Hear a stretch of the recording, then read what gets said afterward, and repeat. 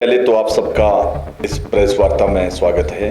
Congress party के मंत्री महोदय पिछले कल सोलन में प्रेस वार्ता कर रहे थे। उन्होंने बहुत सारी झूठी बातें समाज में एक भ्रम फैलाने के लिए। लोकसभा चुनाव की रणभेरी में भाजपा और कांग्रेस आमने सामने। ऐसे में प्रदेश की कांग्रेस सरकार के मंत्रियों ने भी प्रचार का मोर्चा संभाल लिया है। प्रदेश सरकार के मंत्रियों ने शिमला में भाजपा के मौजूदा सांसद और प्रत्याशी सुरेश कश्यप के खिलाफ मोर्चा खोलते हुए सुरेश कश्यप के कार्यकाल को निराशाजनक बताया और सांसद निधि के वितरण को लेकर सवाल उठाए हैं, जिसके जवाबी हमले में भाजपा प्रदेश प्रवक्ता और विधायक बलवीर वर्मा ने सरकार के 16 महीने के कार्यकाल में प्रदेश में विकास ठप होने की बात कही है। प्रदेश भाजपा के प्रवक्ता और विधायक बलवीर वर्मा ने कांग्रेस सरकार पर पलटवार करते हुए कहा कि कांग्रेस बीजेपी सांसद के प्रति झूठ फैलाने का काम कर रही है।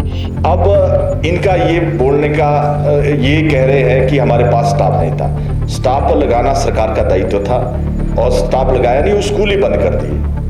और दूसरे हेल्थ मिनिस्टर भी कह रहे थे, हेल्थ मिनिस्टर ये भूल गए कि उनके हेल्थ डिपार्टमेंट में सैकड़ों इंस्टीट्यूशन बंद हुए, जिसमें प्राइमरी हेल्थ सेंटर है, जिसमें कम्युनिटी हेल्थ सेंटर है, जिसमें सिविल हॉस्पिटल है। कांग्रेस जो आरोप लगा रही है कि शिमला के सांसद ने आपदा के समय कोई भी सहायता प्रदान नहीं की, लेकिन हम उन्हें बताना चाहते हैं कि सांसद द्वारा आपदा के समय 1,74,90,000 रुपए की राशि दी गई, जबकि 16 महीने के कार्यकाल के दौरान सरकार ने प्रदेश में कोई विकास कार्य नहीं किया। यह सरकार अब भाजपा पर सवाल उठाने का अधिकार खो चुकी है।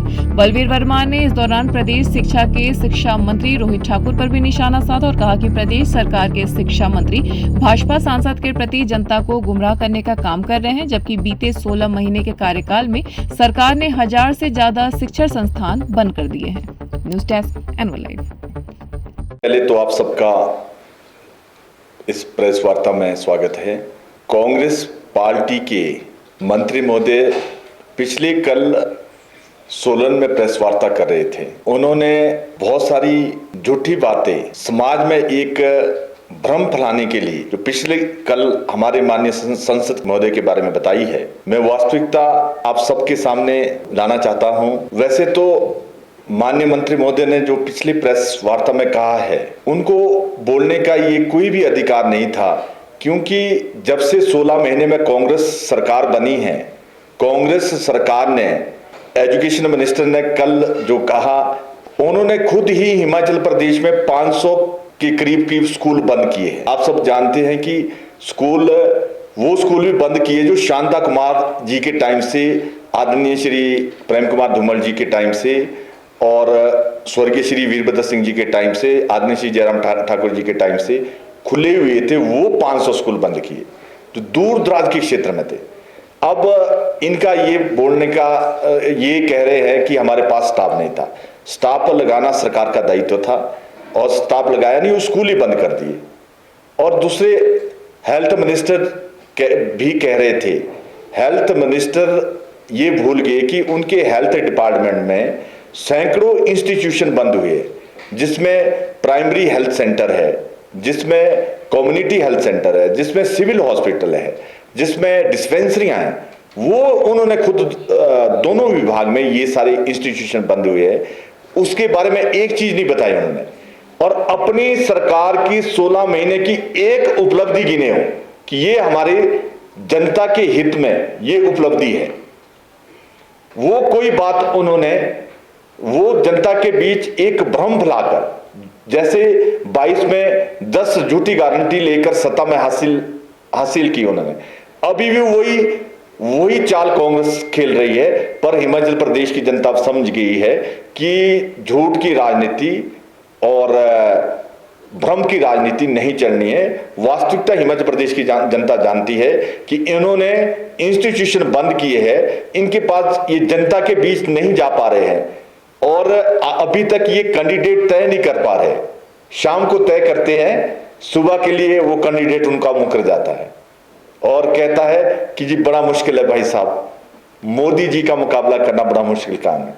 ये कांग्रेस की हालत क्यों बनी है, ये आप सब जानते हैं। और माननीय संसद के बारे में उन्होंने कुछ बातें कही है कि माननीय संसद साहब ने शिमला संसदीय क्षेत्र में पैसा नहीं दिया। 17 के 17 चुनाव क्षेत्र में उन्होंने पैसा दिया है, 17 के 17 विधानसभा में दिया है।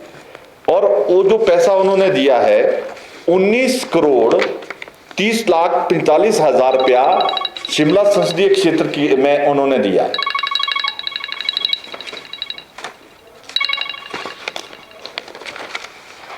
शिमला संसदीय में उन्होंने दिया है। मंडी की सांसद भी है, मंडी की सांसद ने 68% खर्चा किया, सिर्फ 68% उन्होंने खर्चा किया है। और हमारे सांसद महोदय ने 100% जो पैसा आया है वो 100% दिया है।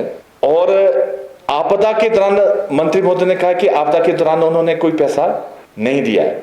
हमारे संसद महोदय ने आपदा के बाद 1 करोड़ 74 लाख 90 हजार रुपया दिया है। और बहुत सारी भ्रम वाली बातें उन्होंने कही है कि एमपी साहब ने आपदा के समय वो क्षेत्र में नहीं गए, ऐसा चुनाव क्षेत्र बताया वो 17 के 17 विधानसभा क्षेत्र में गए हो, एक बारी नहीं, दो बारी, तीन बारी गए हो। और चंडीगढ़ बद्दी रेलवे लाइन है 1540 करोड़ के करीब है।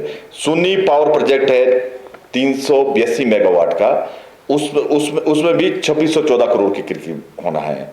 और परमाणु शिमला 4 लेन है, ये तो जब से भारतीय जनता पार्टी की सरकार देश के अंदर बनी है, परमाणु से ऊपर 4 लाइन का कार्य तब से शुरू हुआ है, 15 में शुरू हुआ था।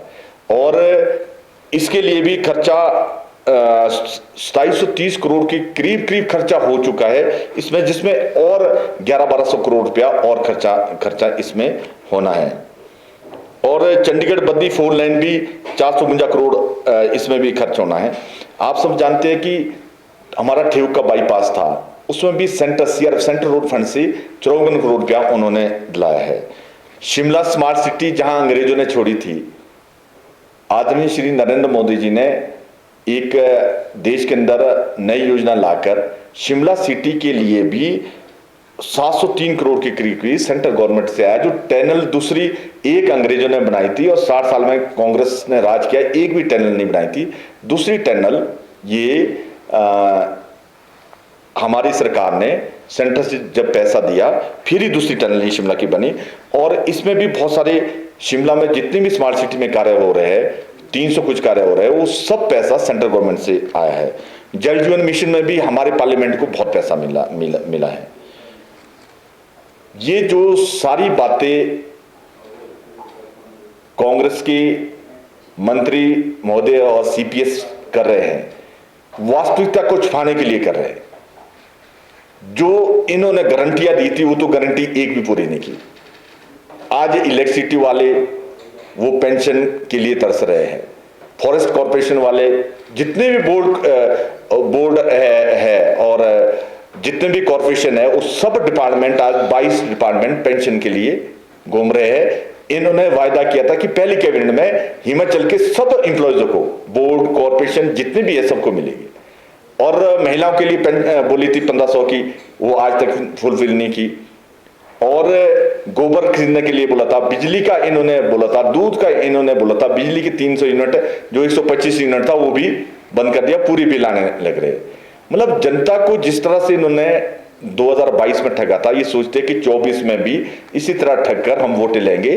पर हिमाचल प्रदेश की जनता जानती है कि ठगों की सरकार लंबी देर तक नहीं चलने वाली है। देश में आज तो पूरे विश्व ने मान लिया है कि देश में नरेंद्र मोदी जी की सरकार बन रही है, और प्रदेश में भी आदरणीय श्री हमारी भारतीय जनता पार्टी की सरकार प्रदेश में भी जून के बाद बननी तय है। उसके लिए ये बखलाए हुए है कि कैसे रोका जाए, झूठ से, फेब से कैसे वोटर को गुमराह किया जाए। पर हिमाचल प्रदेश की जनता ने मूड बना दिया है कि चारों की चारों सीटें हमारी भारतीय जनता पार्टी में पिछले मार्जिन से भी ज्यादा, और विधानसभा की 6 की 6 जिसके अभी इलेक्शन हो रहे हैं, पिछले मार्जिन से जिस मार्जिन से वो 6 विधायक जीते हैं उससे ज्यादा डबल मार्जिन से अभी वो जीतने हैं। ये हिमाचल प्रदेश की जनता ने मूड पूरी तरह बना दिया है। कांग्रेस पार्टी के मंत्री महोदय पिछले कल सोलन में प्रेस वार्ता कर रहे थे। उन्होंने बहुत सारी झूठी बातें समाज में एक भ्रम फैलाने के लिए